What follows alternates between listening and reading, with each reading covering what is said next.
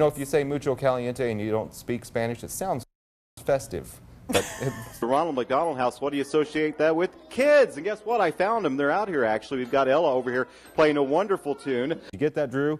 Dry sense of humor? Yes. Brian, you guys have any idea what this might be? We've got ambers that weigh up to as much as a pound, and they're being carried by 65-mile-an-hour winds. Probably the most reported event with this storm has been with the hail. We have very strong winds supporting that. We have a north wind at 9, 75 for a temperature, though.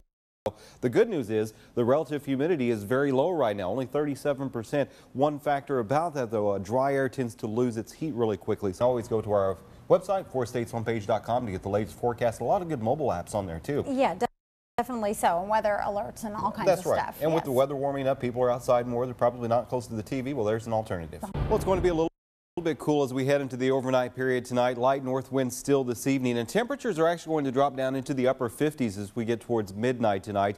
Lower 50s to start the day, so not cold, but a little bit chilly early in the day. Otherwise, a quick warm up. We're going to see sunshine and temperatures climbing back to around 80 degrees tomorrow afternoon, so it's going to warm up quickly. A light west wind moving in tomorrow. We're already starting to see the winds changing direction a little bit right now across parts of McDonald County at this hour. We have a north wind at 9, 75 for a temperature, though. The good news is the relative humidity is very low right now, only 37%. One factor about that, though, dry air tends to lose its heat really quickly. So once we get past sunset, we're going to see a quick cool down across parts of McDonald County, even around Joplin and into southeast Kansas, too. Winds are variable around Joplin, though, 75, and you can see a few clouds streaming across the SNH webcam right now, but mostly sunny skies continuing. And back into southeast Kansas, we take a look along Highway 69 back towards the Pittsburgh area. Temperatures also middle 70s and a variable wind at about 3 miles an hour. But again, that relative humidity is still fairly low at this point. I don't think we'll start to see that change until later this week, but the warm weather is off to the north of us. This is unusual now. We have temperatures 83 in Omaha, back into western parts of Nebraska, low 80s, even around Rapid City. This is where we have high pressure that's been moving along the west coast now and has pushed the jet stream all the way back into the northern part of the U.S., back into Canada as well, and the southern part of this ridge is going to be making its way across the Rockies. You can even see how it's pushing this disturbance further southward. As that moves in, this is going to be more of a summertime ridge, and that's going to warm our weather up over the next several days. Now, as far as any rain, it looks like we're not going to see much in the way of precipitation over the next several days. There is a weak disturbance here stretching out of the Great Lakes region, but as it moves into Missouri, again, this ridge is in place and is pushing all that moisture to the south. So with the dry air in place, nothing in the way of rain happens with that. This takes hold for the rest of the week, and we're going to see warm weather. Notice how the showers do pick up a bit once it gets into central parts of Arkansas. After it passes us, it starts to catch up with some of that humidity off to our south. Otherwise, temperatures starting to warm up. Wednesday, 82, 83 as we go into Thursday, and the rest of the work week looks to be quite warm as well. In fact, we're going to see temperatures in the middle 80s even as we get towards the weekend, but by then I think we're going to start to see the humidity climbing back, and that's going to make it feel more like summertime late into the week. Now, for the latest, you can always go to our website, 4stateshomepage.com, to get the latest forecast. A lot of good mobile apps on there, too. Yeah, definitely so, and weather alerts and all kinds of stuff. That's right. And with the weather warming up, people are outside more. They're probably not close to the TV. Well, there's an alternative. See the crowd we have for this one? We did pretty good this week, don't you think, guys? Yeah. We've got Duke Walters over here also from Krabby's and Chatters. That was a long walk. I'm wore out now, Duke. What do we got on the grill tonight? I got some shrimp kebabs. This is the main course, and these are the appetizers? You know, it's just to satisfy some of the people who didn't want to go with shrimp this evening. Yes, and not everybody likes shrimp, and that's okay. That's right. That's right. You can do these with chicken. You can do them with steak. Very good. And we're going to put this recipe on the website later tonight, okay? Sure will. All right. We'll show you more about what's happening here in the backyard just a little bit later. We've got numerous reports of debris falling around the Springfield area from storms that moved through the Joplin area. Again, as Dan mentioned, we have been declared a disaster area in Joplin, areas around the St. John's Hospital along 20th all the way to Rangeline. Numerous reports of buildings that were destroyed in that area. So once again, Eric, thanks for bringing that video in to us. We're going to continue to cover this tornado warning that we still have. It has now been allowed to expire for, it appears to be for Grove, for the areas around Delaware County. That one has been allowed to expire, but the strongest part of the rotation with this is now moving across southern parts of McDonald County. And again, this is a very dangerous storm. We've had numerous reports of rotation within this. We've also seen it on Doppler as well, so we can tell where the storms are.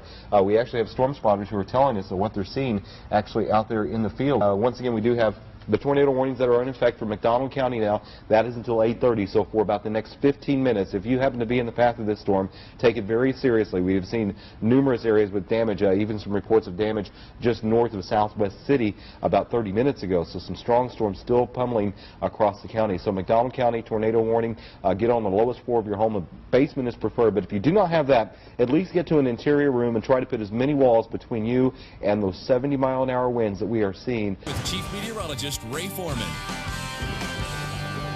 We are right in the middle of a stretch of warm days that will last into the upcoming weekend. In fact, overnight lows do drop into the 70s in most areas, but we have a quick warm-up in store tomorrow. 78 at midnight. We're still in the 80s right now. As we get towards tomorrow morning, though, about 73. The winds will start to pick up a little bit, but that's actually going to bring in more humidity. 102 for the high temperature. The heat index easily over 105 from about 1 o'clock until about 5 o'clock tomorrow afternoon. So those are the hours that you need to take extra precaution if you do need to work outside at all. 83 for a temperature right now in Joplin as well as Lamar. We've got low 80s across much of northeast Oklahoma. A little warmer the further west you go. Still 85 right now around the Parsons area, and you add a little bit of humidity to that and it feels rather sticky outside today. We have a very dry forecast in place, but unfortunately we also have a very warm forecast. Excessive heat warning in effect for Southwest Missouri, southeast Kansas, heat advisory across northeast Oklahoma.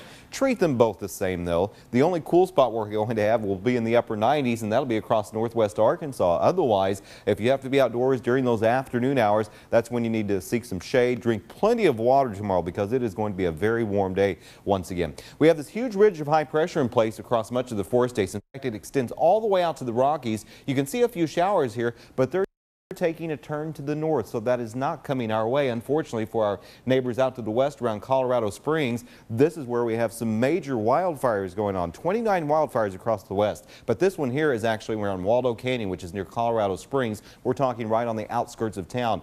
15,000 acres. We've got ambers that weigh up to as much as a pound, and they're being carried by 65-mile-an-hour winds to about a mile away. So this is actually starting fires out ahead of the main fire. Hundreds, if not thousands, of new fires that are starting to spread into the Colorado Springs area. 32,000 people have had to be evacuated already, and unfortunately I think this could be a real disaster on our hands as we head through the next couple of days, especially since we're not even looking at any rain out to the west. The reason for that, we have high pressure in place. In fact, you watch these showers, they're all moving to the north, and that's simply because they're having to go around this ridge of high pressure. This is kind of a rain block that's in place, and it's bringing very warm air underneath it, and that's going to stay with us over the next couple of days too. So not much change here. We have high pressure in place.